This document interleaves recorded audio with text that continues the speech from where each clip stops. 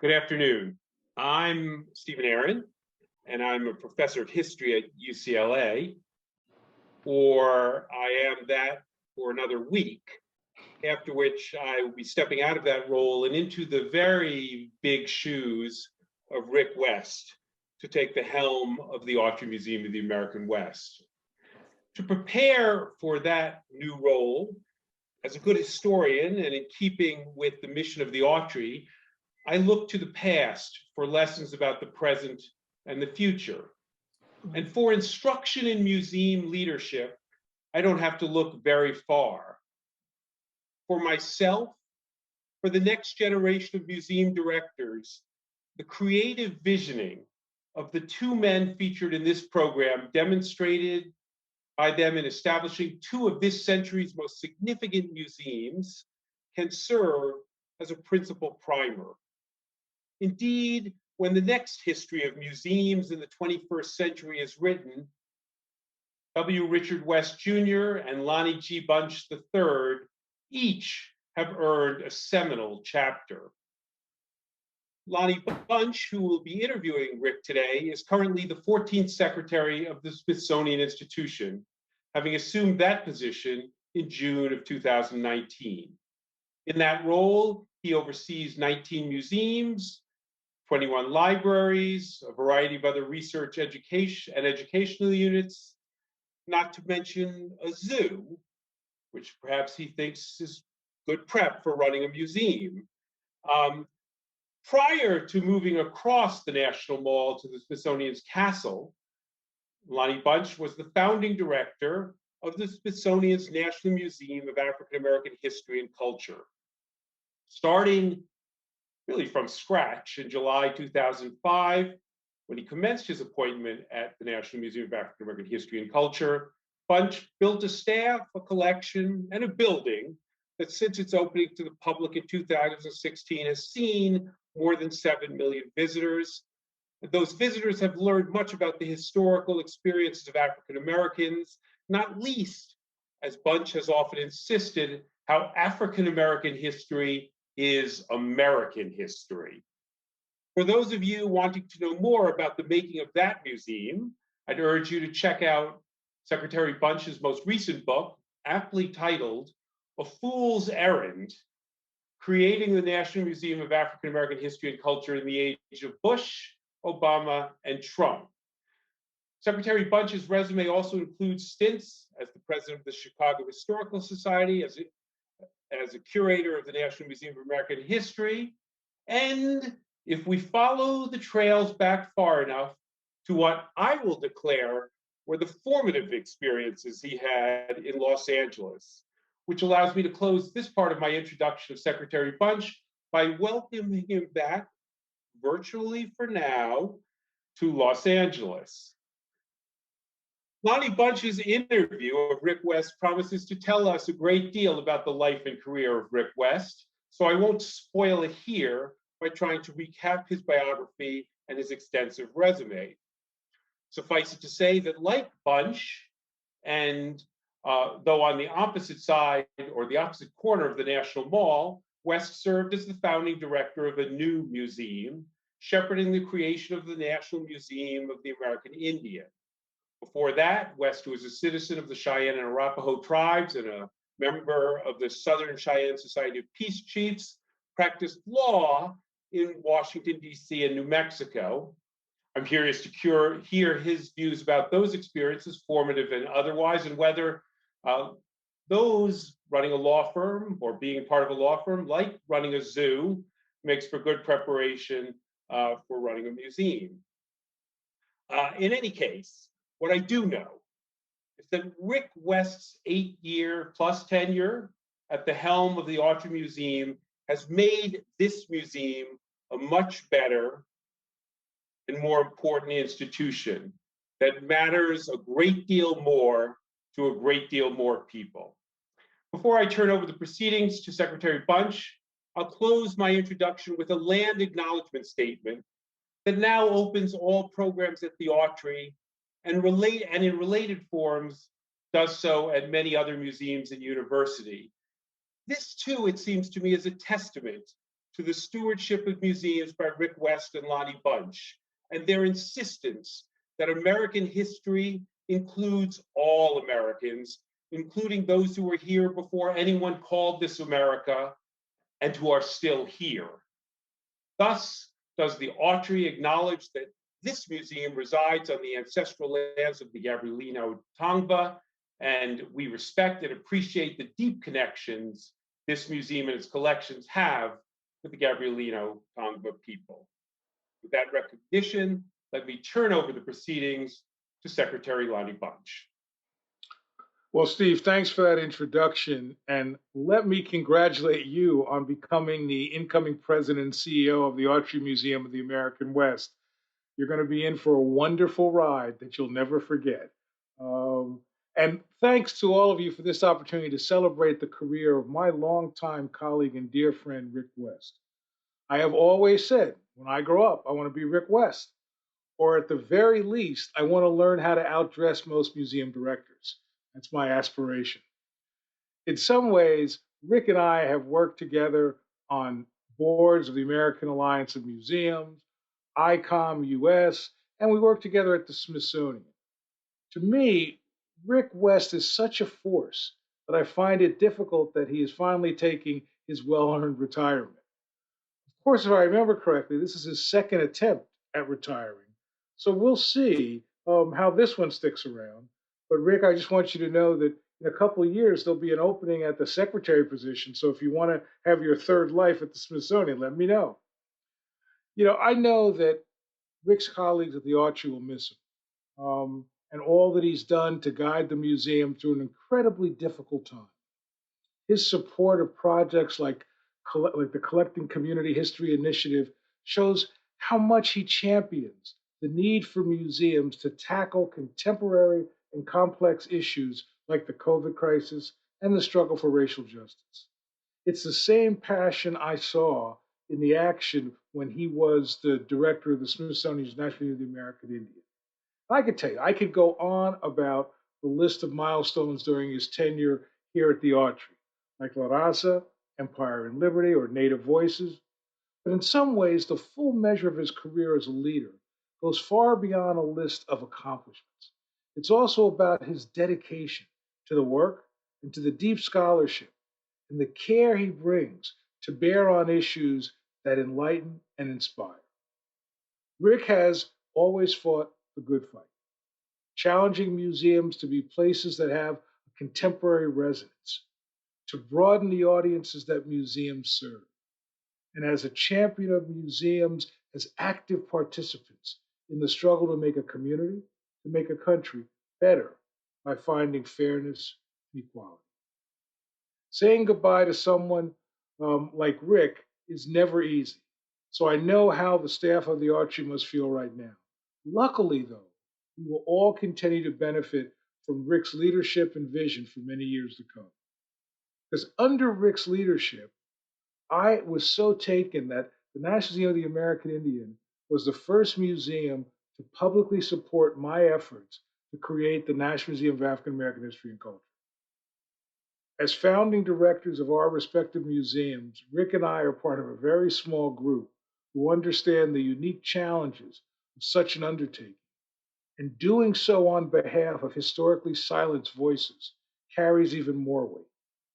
When the hopes and dreams of so many rest on your shoulders, the expectations can be overwhelming. But Rick understood the process, and he was always there to answer questions, to tell me I was doing a good job, or to give me the guidance I need to stay on course. I cannot think of all the times, Rick, you've talked to me. You've given me hope. The example that you set, the trail that you blaze, always gave me the utmost confidence that ultimately we'll find a way to make a way out of no way. And the wisdom you imparted will be played forward as we continue at the Smithsonian to make it more diverse and inclusive by building two new museums, the Museum of the American Latino and the American Women's History Initiative. As you enter the next chapter of your life, I know you're not going to slow down. As your brother Jim told the Los Angeles Times when you were named as founding director of NMAI, he said you were a bridge builder, someone whose character has driven your success. As a tireless champion of Native issues, you've been able to forge even stronger ties between Indian country, the Autry, and many other museums. And I know your experience will be invaluable to Steve, as it was to me. So, Rick, congratulations on a life well lived and a career as varied and interesting and as consequential for the Smithsonian, for the Autry, for Indian country, and for people all over this country. In my immigrant community where I grew up, the highest accolade is that somebody is good people because he or she had a life that made our region, our nation better.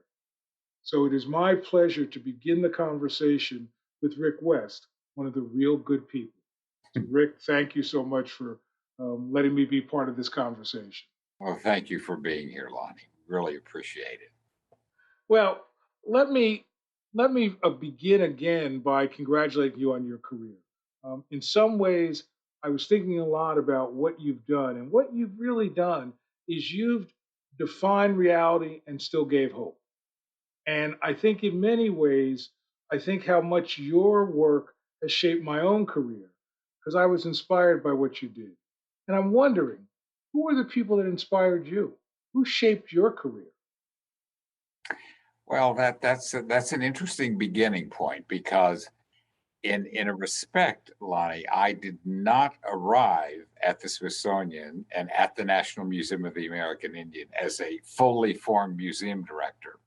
As you may remember, I came directly out of the legal community at that point. I'd had previous connections with the Smithsonian, and they were important to me.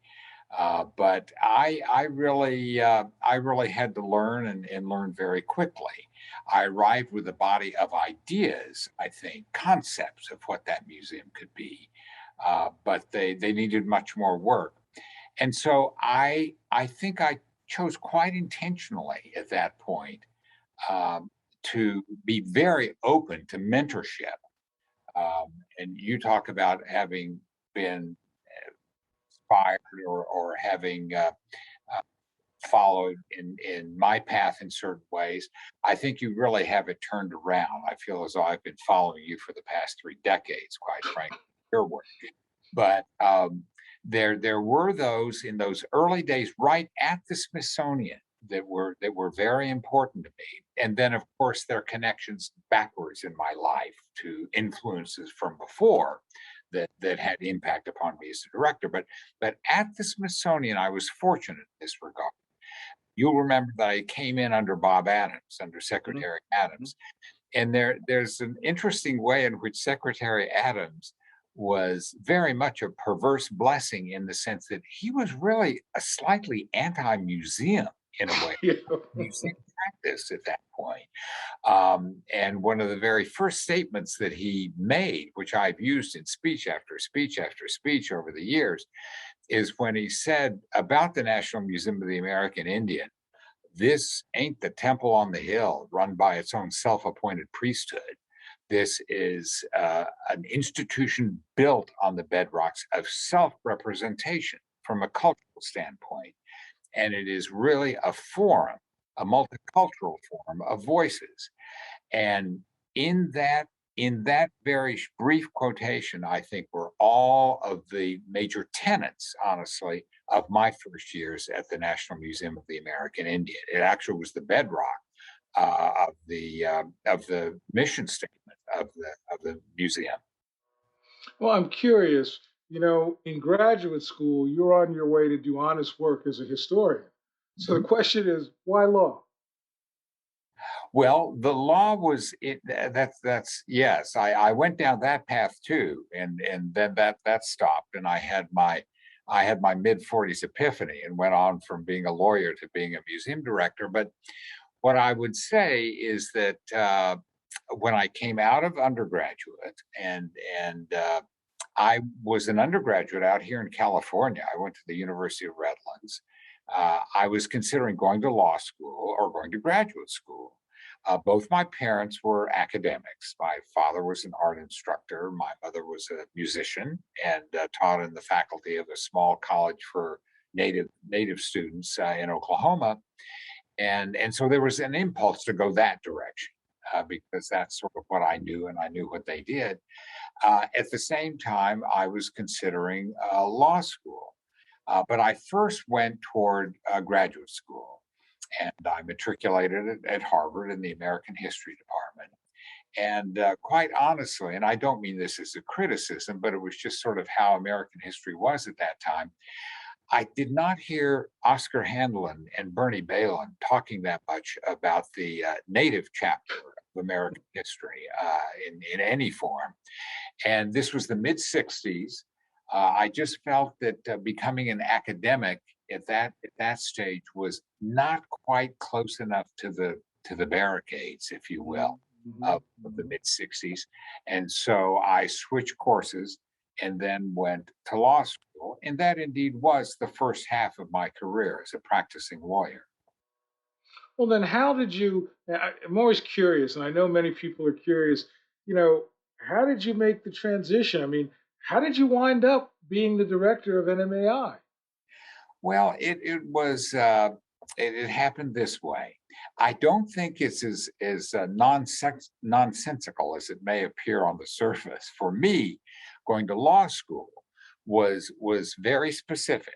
It was an effort to sort of invest myself and what talents I felt I had in protecting sort of the constitutional and very special legal history of Native communities in the United States.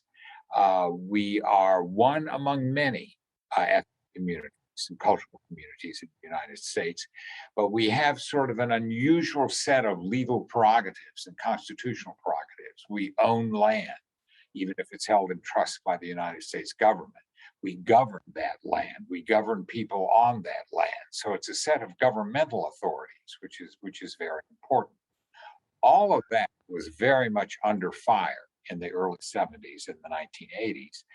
And I looked at the Supreme Court, and it was a rather different animal than it is at the present time in terms of its receptivity to those kinds of questions and how it would decide them. And so I wanted to do something which actually protected those prerogatives, which had been stated, honestly, in the very first part of the United States history back in the early 1800s, and try to be sure that we nail those to the floor. And so much of my career was spent doing that, representing tribes before the Congress as a registered lobbyist, before the executive departments of the government, in state court, federal court, tribal court. That was very, very important to me.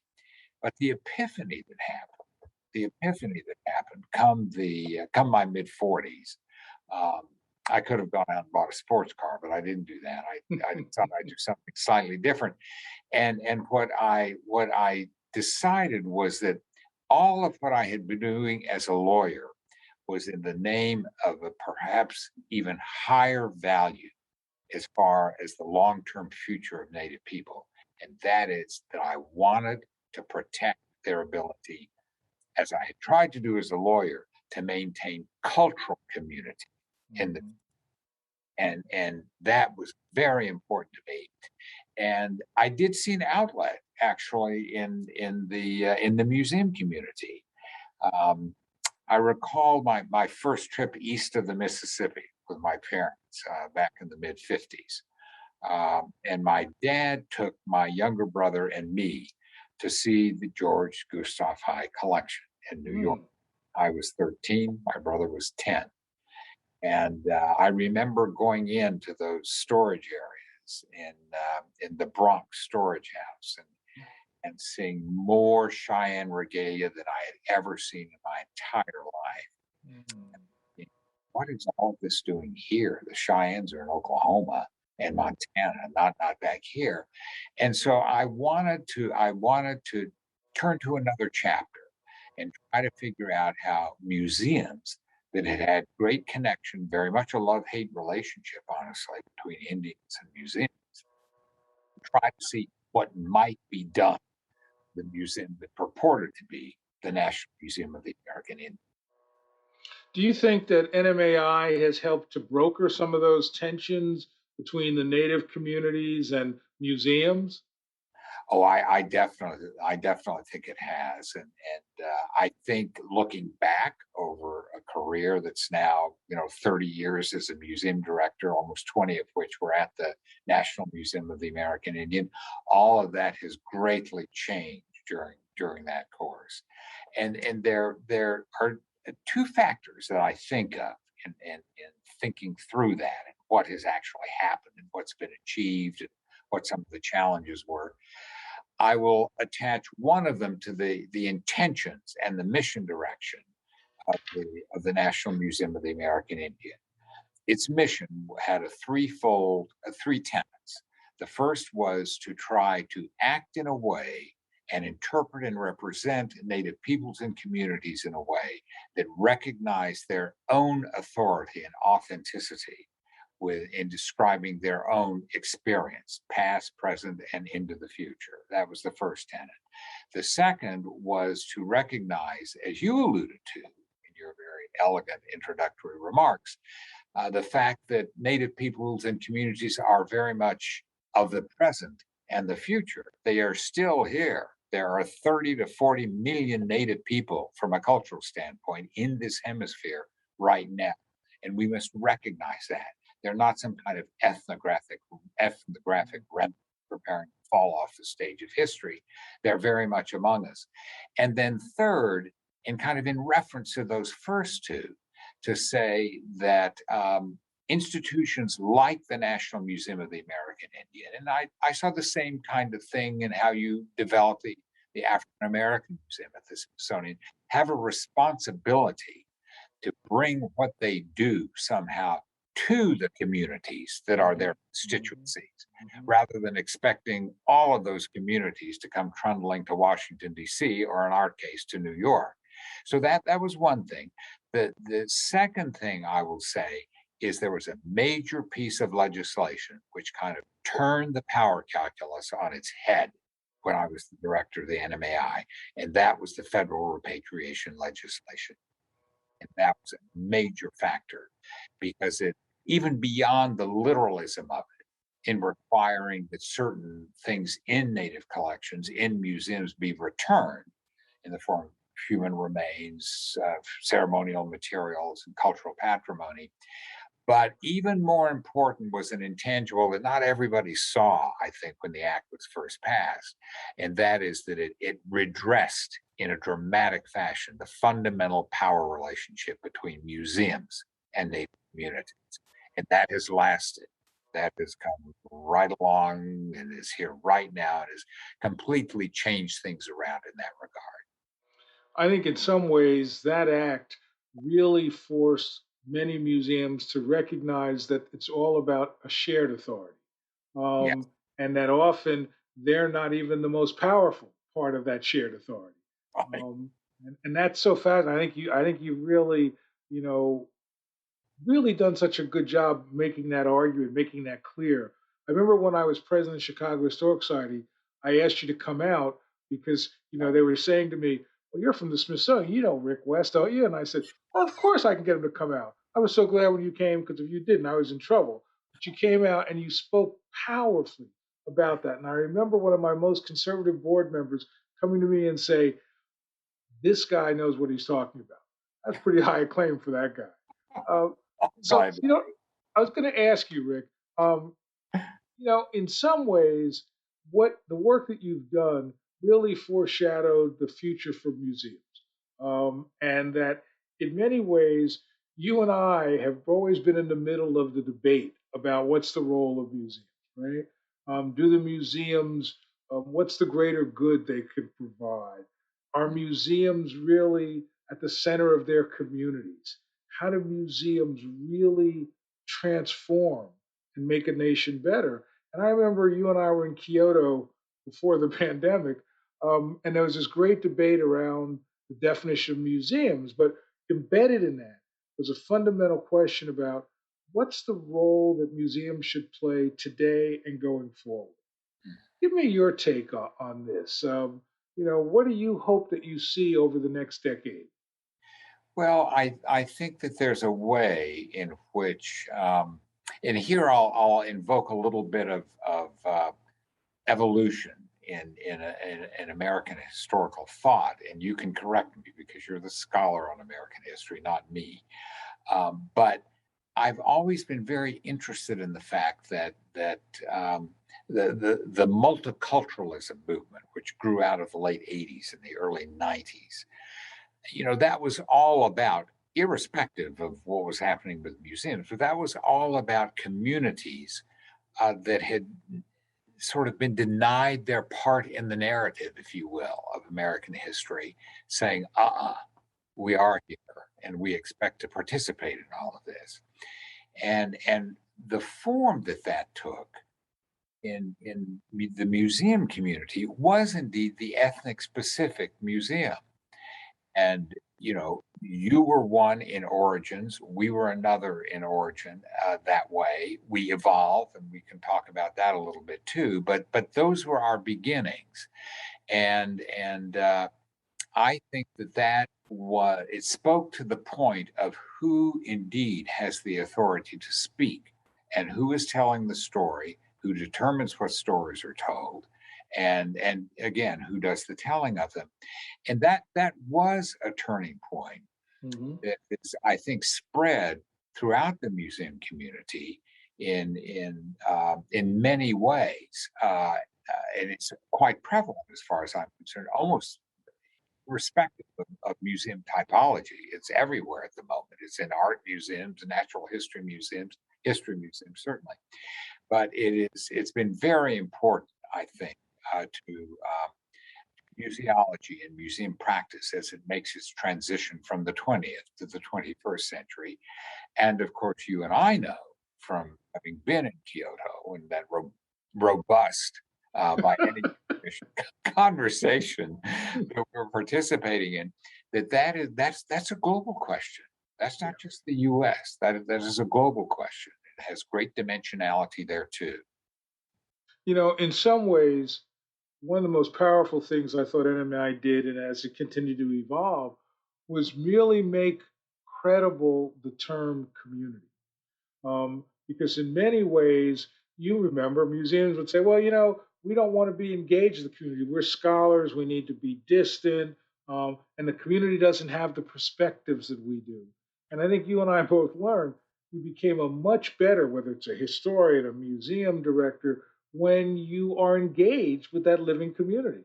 Yeah. And so I think, in a way, your work and then what I followed it is really saying that you are better when you embrace today, and not simply look back to tomorrow.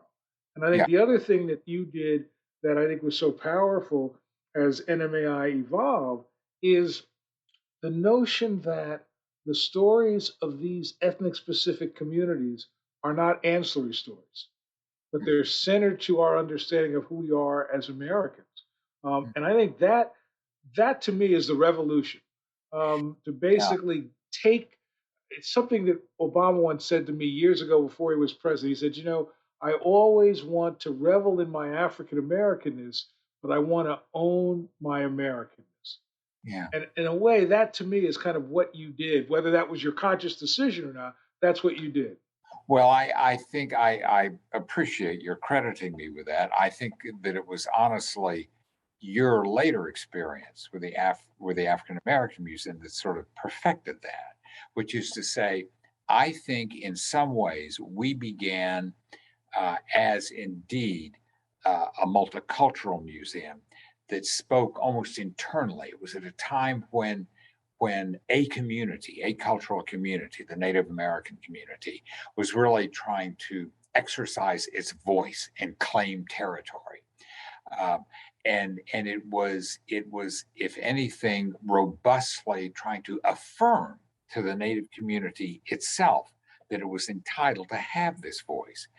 And that was a major question then. I'll never forget some of the reaction to when we opened in New York and when we opened in Washington, D.C., and were landed on by some of my probably least favorite critics about doing that, and that was simply a denial of authority that could possibly sit within the community itself. And what it led to, though, which I think you and Steve Aaron articulated it too in reference to the African American Museum that you oversaw. That by the time you came along, and you and I talked about this along the way, actually, we had evolved in a way that everybody understood both the NMAI and the African American Museum are stories of American history, and they are not just ethnic specific. And then they go beyond that. And then another point of that is, which relates to the Autry, which is why I ended up with the Autry, is that when you look only through the multicultural prism, it's sort of a set of verticalities. And when you look at something that is ethnic specific in name, but it sees itself in relationship to the totality of American history, it becomes intercultural, not just multicultural. That's how history's actually lived, and I think it's the beauty of how we evolved the NMAI, how you began the African American Museum, and the work that the Autry does today. So, are you optimistic about the future of museums? And especially about, can they play significant roles at a partisan time? Are you confident that museums can make a country better? Yes, I am, and I will take that. I will take that thought and hope to my coffin. Quite frankly, I really do believe that, and you see, we're talking about a relationship between museum practices over the last 3 decades or so, and how that has had impact upon the very nature of museums themselves. And I think that that's very, very significant, because when you expand legitimate and authentic and authoritative voices, when you expand the number of them in a museum, and you become a more inclusive institution in that regard, you bring the community inside, and it becomes an outside in operation, not just an inside out operation. And you put the museum in the position of becoming a gathering space, civic space, social place, where conversation and debate can occur. And I think that that has a lot to do with what my aspiration is for the museum. Was it the NMAI? It is here. I think we would share with much of what goes on at the Smithsonian, that we really should be in a position to be a forum space, if you will, a safe place for unsafe ideas. That is really, I think, what we can do going forward, which would be helpful.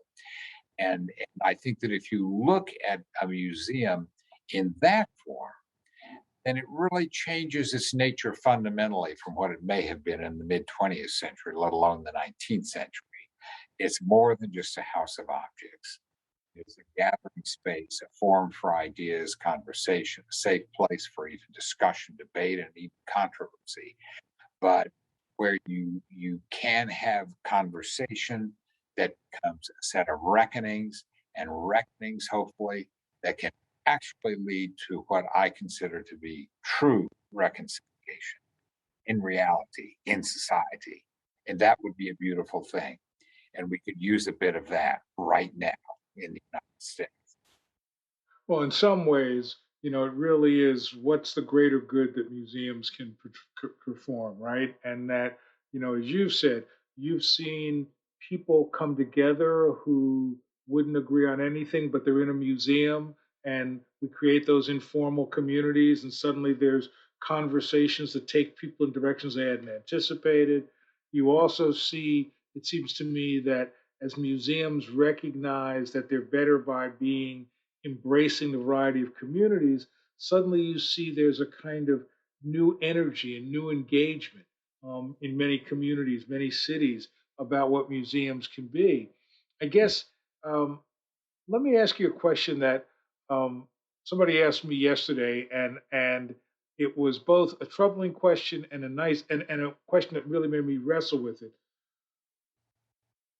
Do you ever feel the burden of being Native? They asked me, do I feel the burden of being Black? Do I feel the burden of being In Native? terms of your career, do you feel that burden? Well, I'd love to know. I want you to also explain to me what you thought when you were asked that question too. But Okay. but I do feel that force.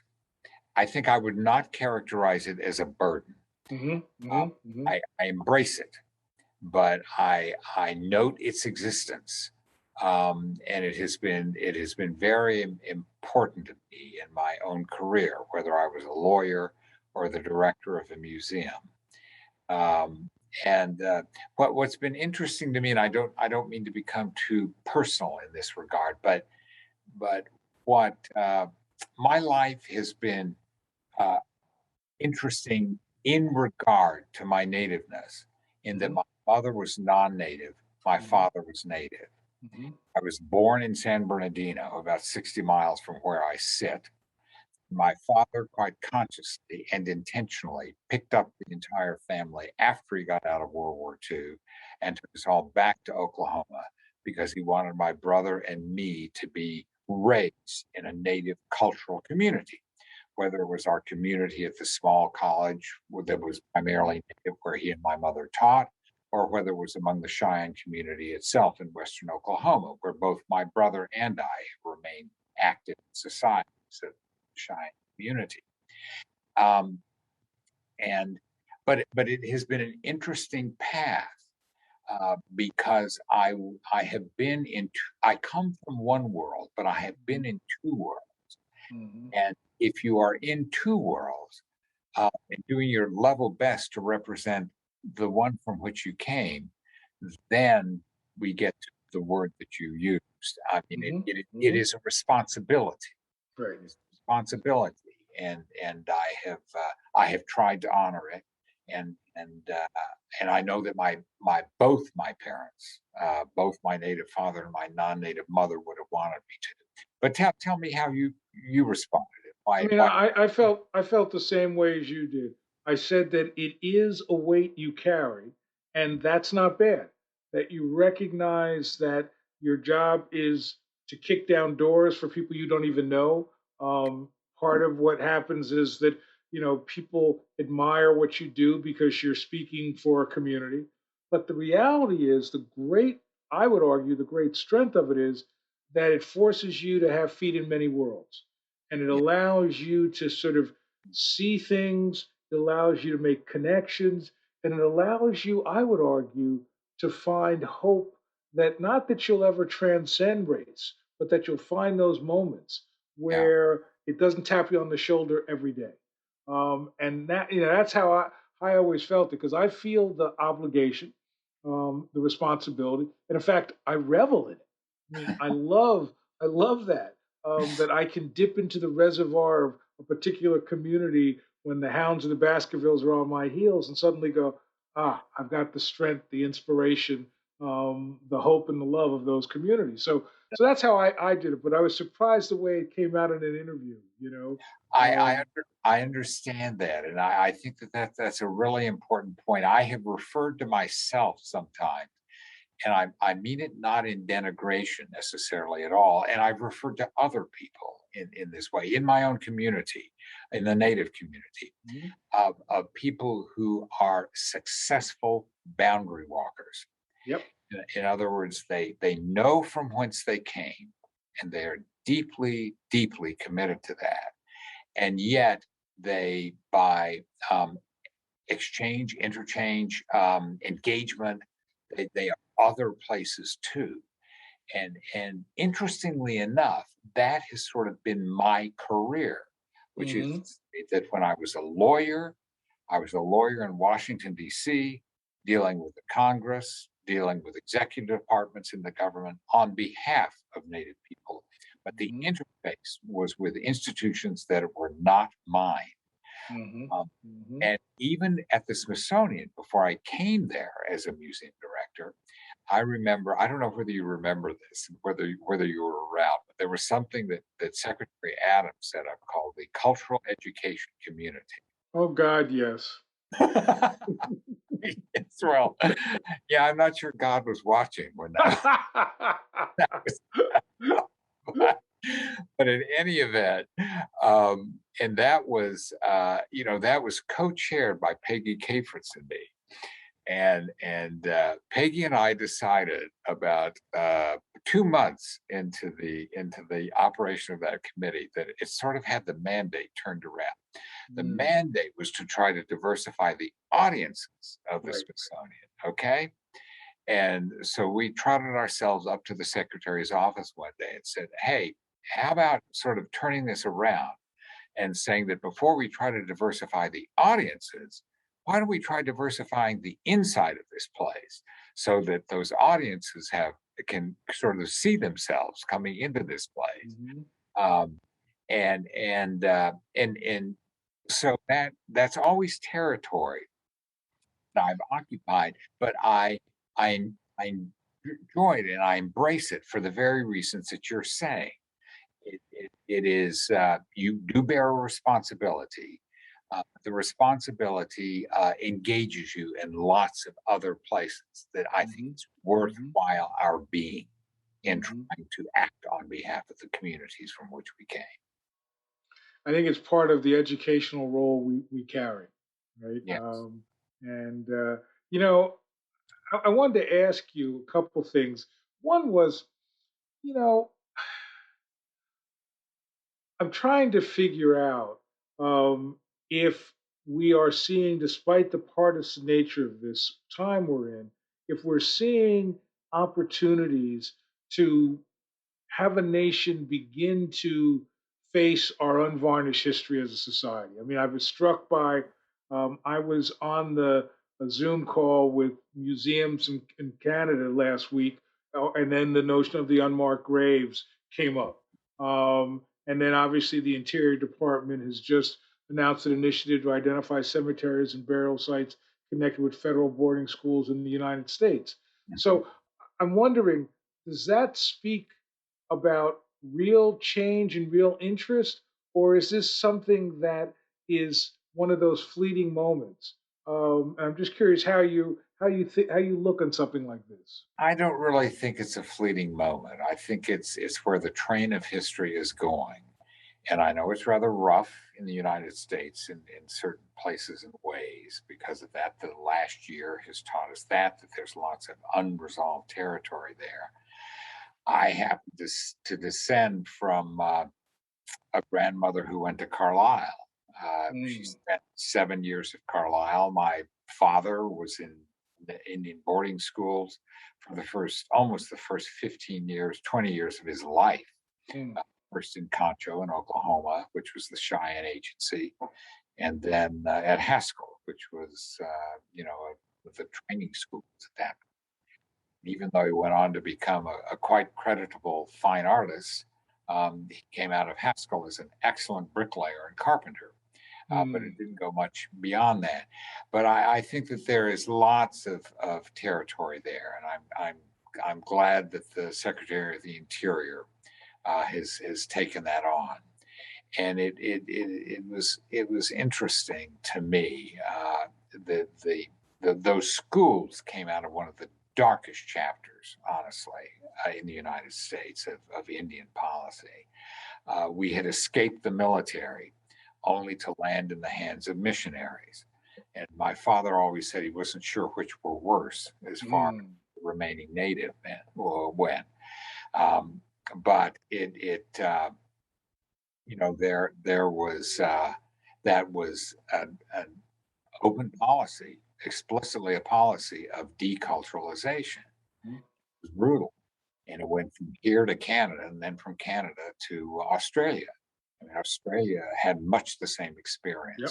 with boarding, Hmm. and and uh, and now some of that is being untangled. I happen to think Canada, maybe because it's a slightly smaller population overall, and therefore the native population, with respect to the general population, is a more significant percentage, has done a slightly better job. They've got an official apology out of the Yeah. Canadian government for that history.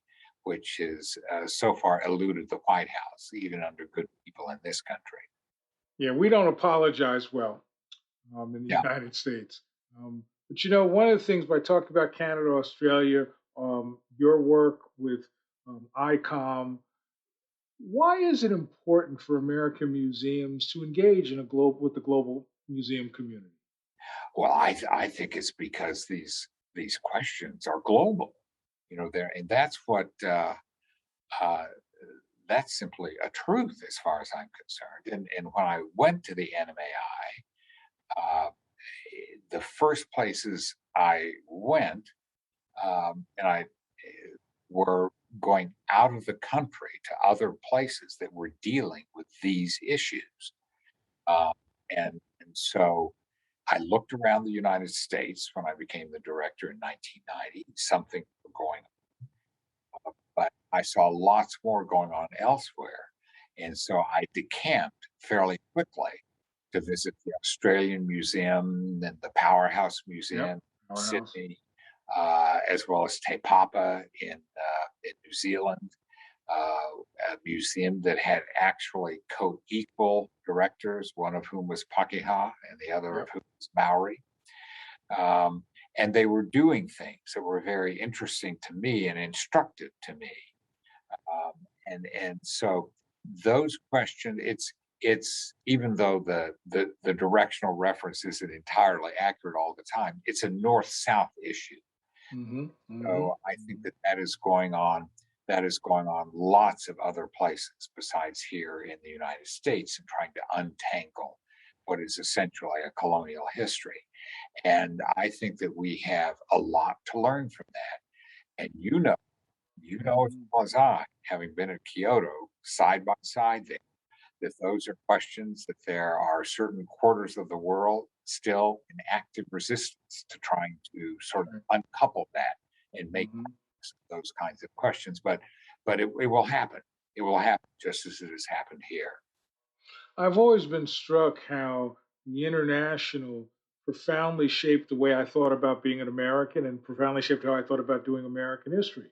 Mhm. Whether it was learning that, other communities were considered the outsider, the struggle for the shifting notions of a national identity. So I think that in some ways, for me, grappling with the international is really a better way to help me grapple with what I'm trying to do here in the United States. I agree with that. In fact, I'll tell you a little story. When I first went to grad school at Harvard, I was living off campus in a rooming house kind of situation, just north of the law school along Mass Avenue, and I happened to occupy the bedroom. Mine was right next to the mistress of the house, the person who owned the house, and this was in the mid 1960s, and she was already 85, so she dated well back into the 19th century. Right. And this was at the time of the Louise Day Hicks school Oh. in Hmm. Boston. And so, we would talk about things, and we finally got to know each other well enough that we talked about spicy politics too.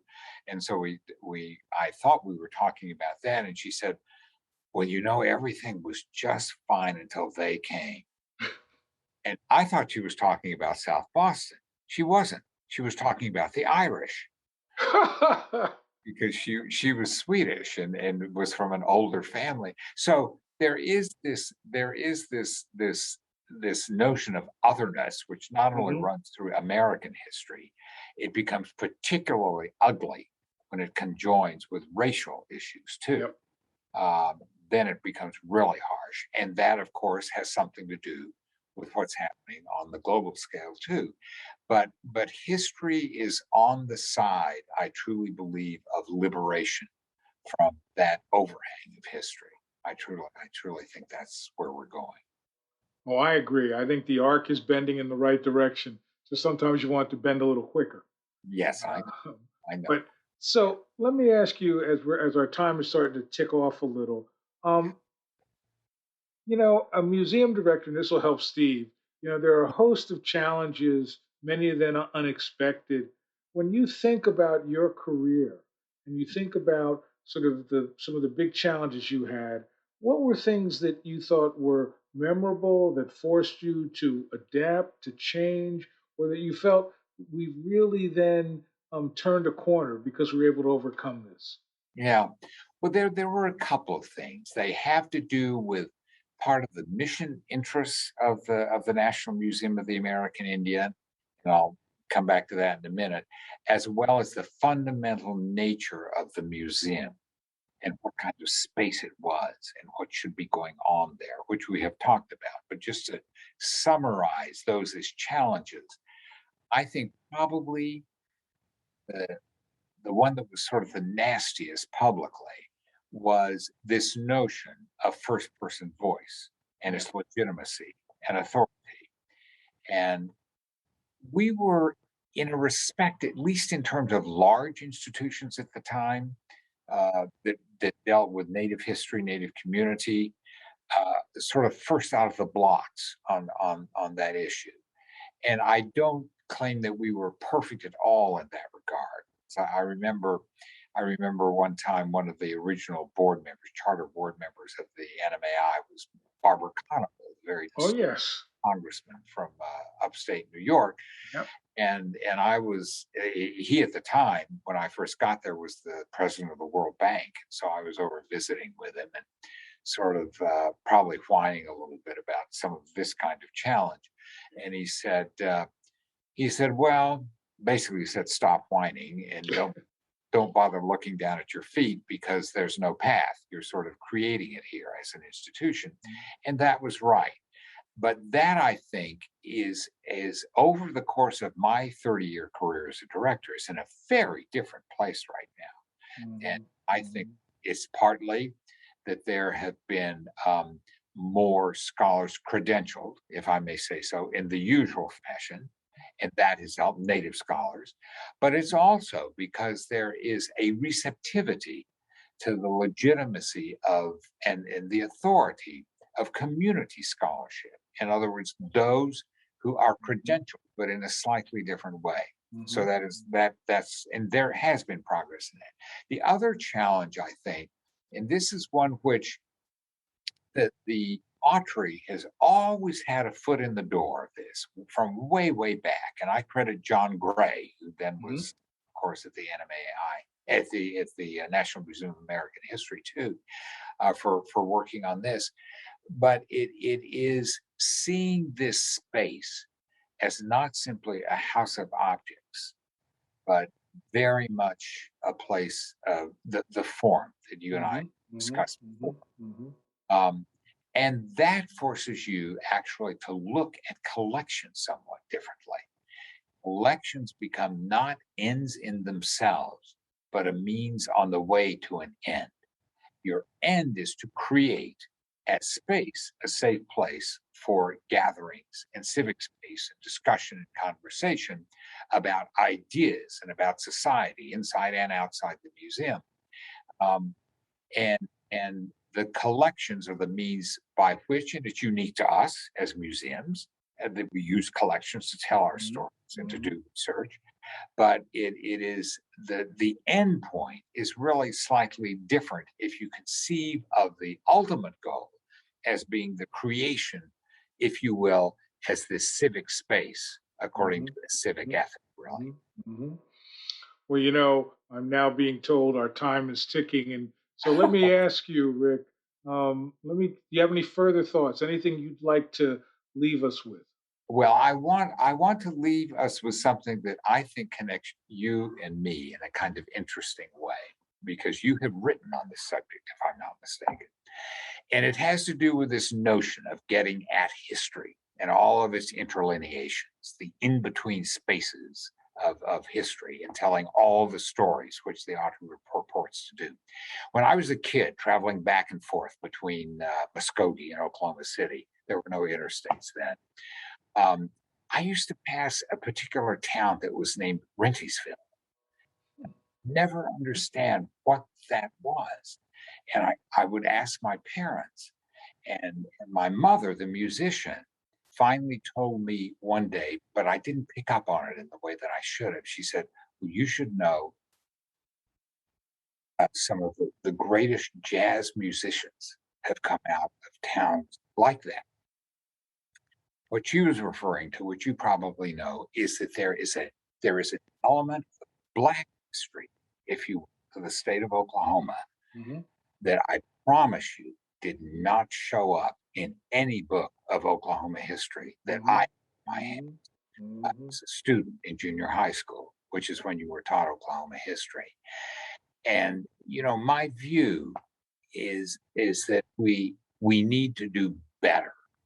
All those stories need to be told, and it should not have taken us a centennial anniversary to recognize the horror of Greenwood, Yeah. top of the brilliance of the story of creativity by the Black community in creating that economy and that social space in Tulsa, Oklahoma. We have that duty, I think, as American citizens, as patriots of this country, and museums can play a vital role in having those kinds of reckonings and hopefully, ultimately, the reconciliations that they can lead to. Well, you and I are on the same page, and Rick, I want to really thank you for all that you've done. Uh, there was a song by Al Green that goes, "I'm so tired of being alone. I'm so tired on my own." And often, whenever I felt alone, I thought of you. I thought of the path that you pioneered. I thought of the vision you had for a global museum community. I thought often about the strength that it took for you to sort of kick the door down of the Smithsonian, even when people who wanted to help you, and get NMI up. And so I realized that because of you, I was never alone. And I wanted you to know just how much that meant to me. And I think there are many people all around this country, not just museum people, who realize that their visions, their hopes, that they weren't alone because people like you were opening doors, were asking questions, were building collaborations, were making us better, not just as a museum community, but as a country. So I know you will continue to be the great advocate that you are. And I just want you to know, on behalf of a whole lot of people, thanks, because we're not alone because of you. Thank you very much. I appreciate that. And that is the end of our program. So thank you all for joining us. And always keep a good thought. Thanks again, Lonnie, very much. My pleasure.